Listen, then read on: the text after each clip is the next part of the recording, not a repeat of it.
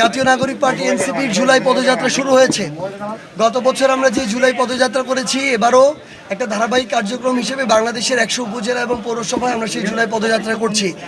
সাভারে আজকে আমাদের জুলাই পদযাত্রা ছিল সন্ধ্যা 7টার দিকে, এবং তার পূর্বে আমরা আজকে গাজীপুরের কালীগঞ্জে জুলাই পদযাত্রা করেছি। আপনারা দেখেছেন যে 8:30 থেকে 9টার দিকে আমরা এই পদযাত্রা করে আমরা যখন আমাদের পথসভার যে জায়গা উন্মুক্ত মাঠ, সেই জায়গায় আসি, আমরা মঞ্চে ওঠার সাথে সাথে সেখানে বিদ্যুৎ চলে যায় এবং চারিপাশে একটা অন্ধকার পরিবেশ তৈরি হয়। এরপর যখন 4-5 জন আমাদের বক্তব্য দেওয়ার পরে আমাদের পার্টির আহ্বায়ক এবং সদস্য সচিব, যারা সংসদ সদস্য এবং আমাদের আহ্বায়ক বিরোধী দলীয় চিফ হুইপ, যখন তাদের বক্তব্যের মুহূর্ত আসবে, তখনই আমরা দেখি যে একটি সন্ত্রাসী হামলা হয়।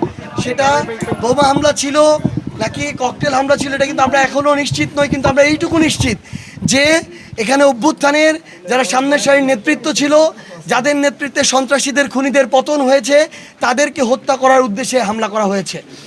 এবং চারপাশে যখন অন্ধকারাচ্ছন্ন পরিবেশ, বিদ্যুৎ নেই, তখন তারা একটা অনেক বড় জনসমাগম ছিল। এখানে অন্তত 1-2 হাজার কিংবা তারও বেশি হয়তো মানুষ ছিল। পিছন থেকে তারা তাদের জায়গা থেকে এই হামলাটা সর্বোচ্চভাবে যখন করেছে, মঞ্চের কাছাকাছি এসেছে, আপনারাও দেখেছেন। আমাদের একাধিক ভাই বোন সেখানে রক্তাক্ত হয়েছেন, একজন শহীদের পিতা রক্তাক্ত হয়েছেন। আমাদের প্রশ্ন হচ্ছে, একটা রাজনৈতিক দলের সদস্য হিসেবে বা রাজনৈতিক একজন নাগরিক হিসেবে আমাদের যে অধিকার, সেই জায়গা থেকে আমরা এটা কর্মসূচি করবো, এটা আমাদের অধিকারের জায়গা ছিল, আমরা সেটা করতে এসেছি। কিন্তু এইখানে যদি প্রশাসনের, সরকার সংশ্লিষ্ট এখানে যারা রয়েছে বিদ্যুৎ বিভাগের, তাদের গাফিলতি না থাকতো, তাহলে ওই সময় বিদ্যুৎও যেত না, এত বড় রক্তাক্ত হামলার ঘটনার আমরা সাক্ষীও হতাম না। তো এই সামগ্রিক বিষয়গুলো নিয়ে এ পর্যায়ে আমি কথা বলার জন্য অনুরোধ করছি জাতীয় নাগরিক পার্টি এনসিপির সম্মানিত আহ্বায়ক, আমাদের সংসদের বিরোধী দলীয় চিফ হুইপ জনাব নাহিদ ইসলাম এমপি। আসসালামু আলাইকুম প্রিয় সাংবাদিক ভাই বোনেরা, আপনারা পুরো প্রেক্ষাপট জানেন যে আজকে সাভারে আমাদের পূর্ব নির্ধারিত পদযাত্রায় ন্যাক্কারজনকভাবে বোমা হামলা হয়েছে পরিকল্পিতভাবে, এবং আমরা মনে করি হত্যার উদ্দেশ্যেই এই ধরনের হামলাগুলো হয়েছে। এবং আমরা থানায় এসেছি, থানার দায়িত্ব ছিল, এখানকার পুলিশ প্রশাসনের দায়িত্ব ছিল এখানকার একটা রাজনৈতিক কর্মসূচিকে সম্পূর্ণভাবে নিরাপত্তা দেওয়া। আমরা মনে করি তারা সেটা নিরাপত্তা দিতে ব্যর্থ হয়েছে। তারা বলছে তারা তাদের জায়গা থেকে চেষ্টা করেছেন এবং সেটার জন্য তারা দুঃখ প্রকাশ করেছেন আজকের এই ঘটনার জন্য, এবং আমরা এটাকে মামলা দায়ের করছি। এবং তারা বলছেন, আমাদেরকে কথা দিয়েছেন যে দ্রুত সময়ের মধ্যে তারা যারা আসামি এটা গ্রেফতার করবেন এবং তদন্ত করে আমাদের ঘটনা উদ্ঘাটন করবেন। কিন্তু আমাদের কাছে যেটা স্পষ্ট, এটা শুধুমাত্র আইন শৃঙ্খলা জনিত বিষয়ে না, এটার পিছনে উদ্দেশ্য হলো রাজনৈতিক উদ্দেশ্যেই, রাজনৈতিক পরিকল্পনায় এই হামলা হয়েছে।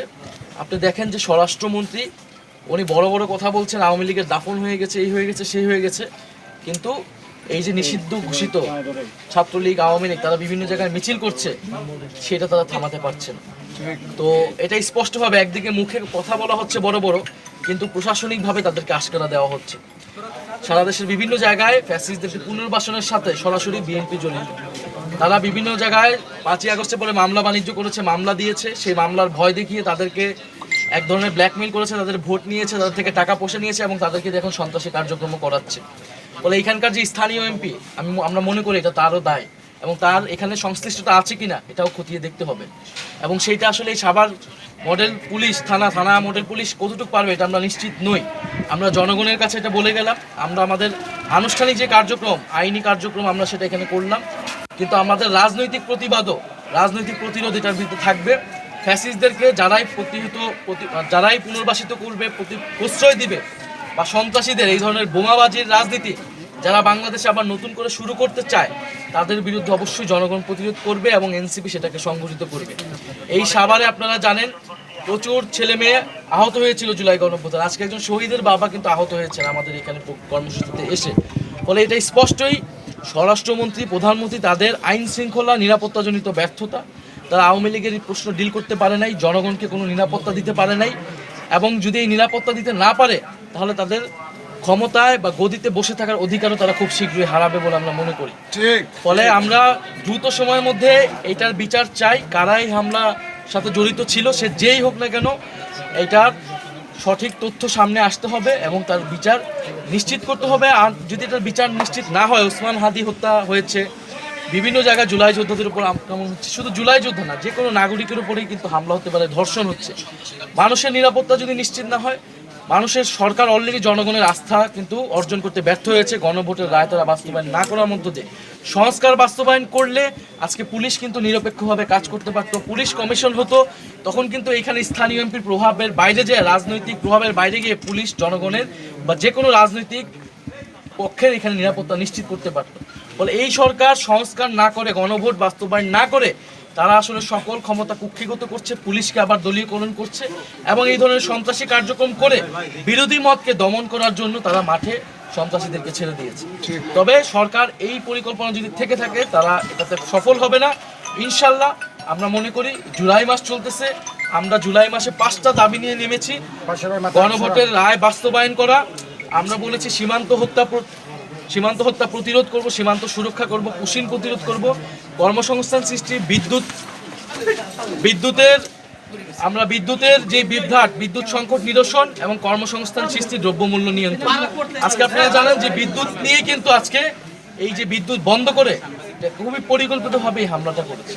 তো আপনাদের সাংবাদিক ভাইদের প্রতি আমাদের অনুরোধ থাকবে, আপনারা সারা দেশে জনগণকে এই মেসেজটা দিবেন এবং আপনারা যারা স্থানীয় আছেন, আমাদের স্থানীয় নেতৃবৃন্দ এখানে থাকবে, আপনারাও একটু এই পুলিশ বা এদেরকে জবাবদিহিতা আনবেন যে এখানে তারা বিচার। আচ্ছা, আমরা কিছু দেখেছি যে মঞ্চে হামলা হওয়ার সময় আশেপাশে প্রশাসনের কাউকে দেখা যায়নি ওই টাইমটাতে। এই বিষয়ে আপনি কি বলবেন? পুলিশের কোনো ব্যর্থতা ছিল কি? তাই আমরা বলবো যে আমরা যেভাবে নিরাপত্তা দেওয়ার কথা ছিল সেভাবে নিরাপত্তা দিয়ে দুইজন এমপি এই প্রোগ্রামে উপস্থিত ছিল। সংসদের তৃতীয় বৃহত্তম দল এনসিপি এখানে একটা রাজনৈতিক কর্মসূচি করেছে, সেটা নিরাপত্তা দিতে পারেন। এই ধরনের ঘটনা ঘটা মানেই পুলিশের ব্যর্থতা, আইন শৃঙ্খলার ব্যর্থতা। এবং আমরা মনে করছি আইন শৃঙ্খলা জনিত থেকে এটার পিছনে রাজনৈতিক একটা উদ্দেশ্য আছে। পুলিশকে যদি দলীয়করণ করা হয়, পুলিশ এই ধরনের ঘটনায় আসলে আমাদেরকে প্রোটেক্ট করতে পারবে না, কারণ পুলিশ রাজনৈতিক নির্দেশেই তখন কাজটা করবে। এখন পুলিশ যদি গ্রেফতার করতে পারে, তাহলে আমরা বুঝবো যে পুলিশ নিরপেক্ষভাবে কাজ করছে।